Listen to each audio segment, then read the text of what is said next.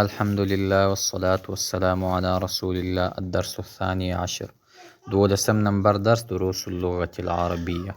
سوالنا أو جوابنا دي، بلکې یا داسې عام تپوسونه دي.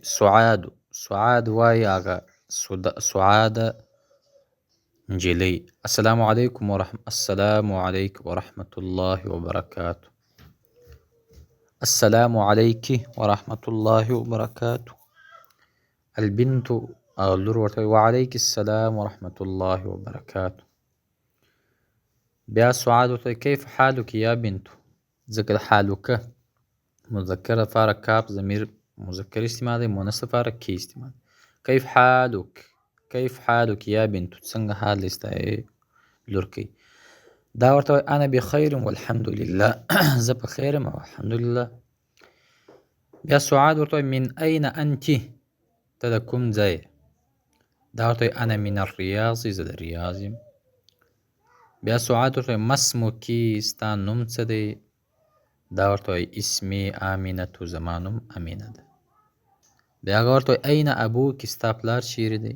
دی ورته وایي ابي هنا، زما پلار دلته فی المدینة المنورة، په مدینه منوره کې. هو موجه فی المدرسة الثانویه، هغه موجه دی، یعنی اصل کې دا که موجه کې نو دا په معنا تربیت کوونکی، یعنی دا رهنمایي کوونکی دی په مدرسې ثانویه کې، د خلکو رهنمایي کوي. و این امک، چرته د هغه مور ستا. سعاد ورته وایي او دا جواب کې ورته وایي هي ایضا هنا، هغه هم دغه ډول دلته ده. هي طبیبة، هغه یو ډاکټر ده. فی مستشفى الولادة، په هغه هسپتال د ولادت کې چې کوم ماشومان زیږیږي. ومن هذه الفتاة، او دا لور څوک ده. التي معک، دا فتاة څوک دی چې هغه ستا سره دي. دغه یعنی دا یو جنکۍ چې ستا سره ده. اهي اختک، دا ستا خور ده. دا ورته لا هي بنت عمي، دا زما د اکا لور ده. او بیا دا ورته ما اسمها، د هغې نوم څه دی. نو هغه جواب کې ورته اسمها فاطمة، د هغې نوم فاطمه ده. او بیا ورته اهي زمیلتک، دا ستا ملګرې ده.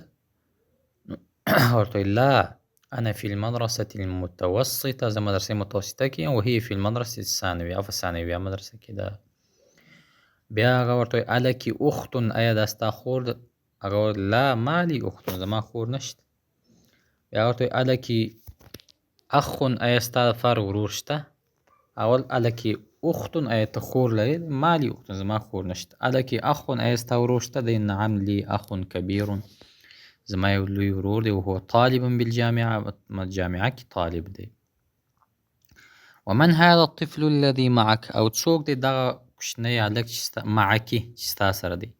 دا ورته هو ابن اخي، دا زما د ورور زوی دی. بیا تپوس ما اسمه، نوم د دې هلک څه دی. اسمه سعد، د دې نوم سعد دی. امک فی البیت، ایا ستا مور په کور کې ده الان اوس. او ورته لا ذهبت الى المستشفى، هغه تللې ده هسپتال ته. تمارین اقرأ واکتب. اول کیف حالک یا ابي، څنګه حال ستا ای پلار زما. دویم کیف حالک یا امي، یعنی په مذکر کې اب دپاره حالک، او د مور دپاره زنان دپاره حالکی. دریم این ابنک یا زینب، چېرته دی ستا زوی ای زینب. ذهب الى المسجد، مسجد ته لاړ. څلورم این بنتک یا امینه، ستا لور چېرته دی امینې. او ذهبت الى المدرسة، لاړه مدرسې ته. پنځم لمن هذه الساعة الجمیلة، د چا دی دا ښایسته ساعت. اهي لک یا فاطمة، ای دا ستا دی فاطمه. ورته نعم هي لی، هغه زما دی. بیا شپږم وایي اهذا قلمک یا محمد. قلمک، ګوره محمد مذکر دی، نو د کاف ضمیر ده مذکر ورته دی. لا هذا قلمک، نه هذا قلمک انت، دا قلم ستا دی. یا هذا قلمک هم صحیح و. دویم تلک السیارة الجمیلة، هغه یو موټر د ښایسته موټر. التي، هغه د خرجت الآن چې اوس وته. من المدرسة، د مدرسې للمدیر، دا د مدیر و. اتم أأنت مهندس ایا ته انجینر یا اخي زما ورور دی ورته لا انا طبيب زه ډاکټر یم. او دې کې نهم نمبر أأنت طبيبة ایا ته ډاکټره یا اختي ای خوري او ورته لا انا مدرسة زه مدرسه یم. دویم اقرأ ووایه كل جملة من الجمل الآتیه ټول جملې د روان جملونه ثم اقرأها اخرى بیا ووایه بعد تغییر المنادا وروسته تغییر د منادا كما هو موضح في المثال لکه څنګه چې وضاحت مثال کې راغلی. مثال أين قلمك یا أبي. ګوره نو دا اوس أين قلمك یا أمي.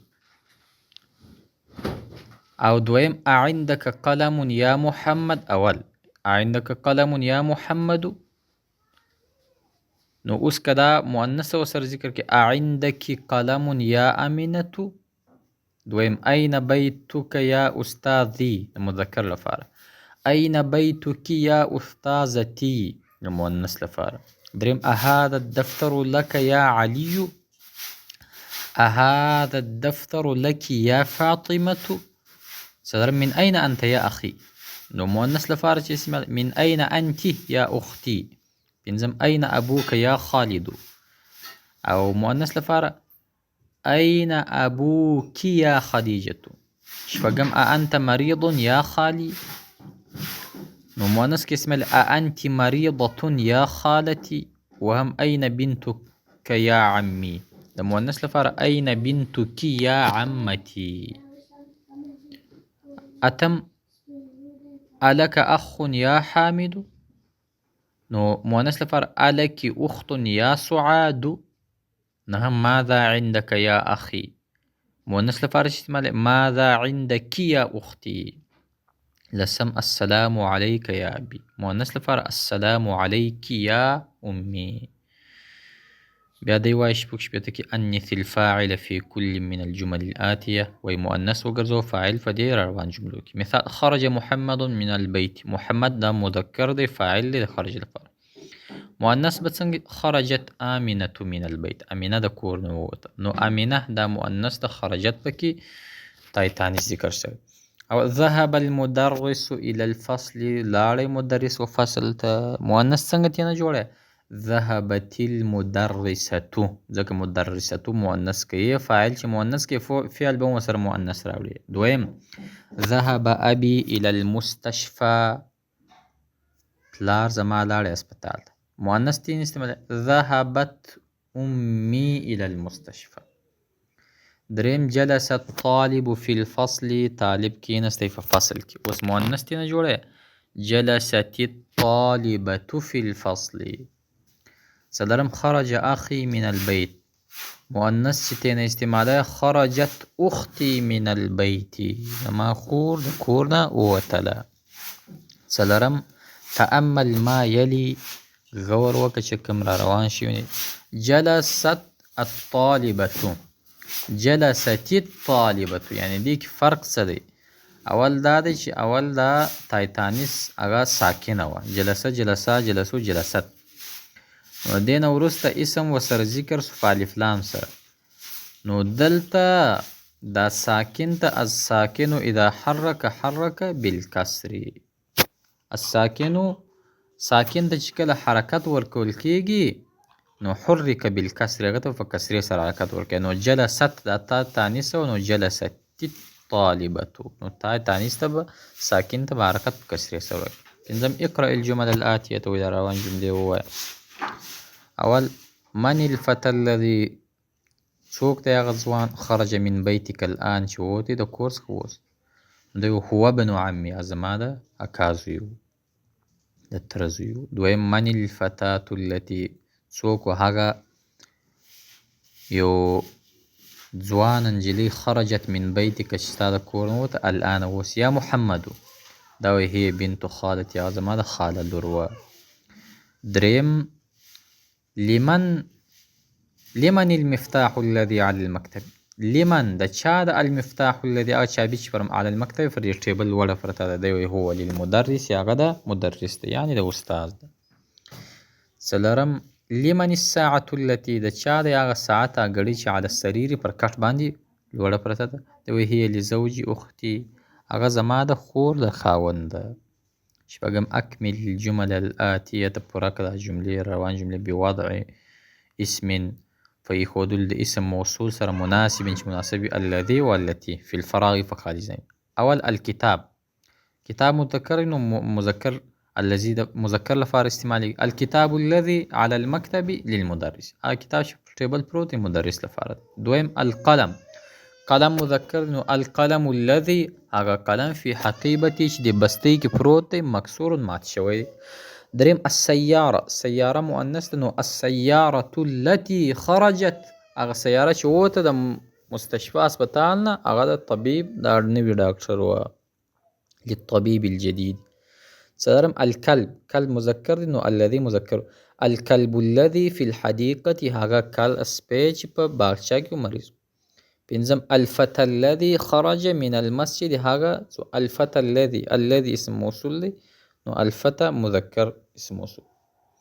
وایي چې ووتی د مسجد نه الان هو ابن المؤذن هغه د مؤذن زوی و. شپږم تلك البطه دغه یلی ده البطه مؤنث د تانیث پکې راغلی نو التي به ورسره مؤنث ذکر کوي ځکه التي د مؤنث لپاره استعمال دی.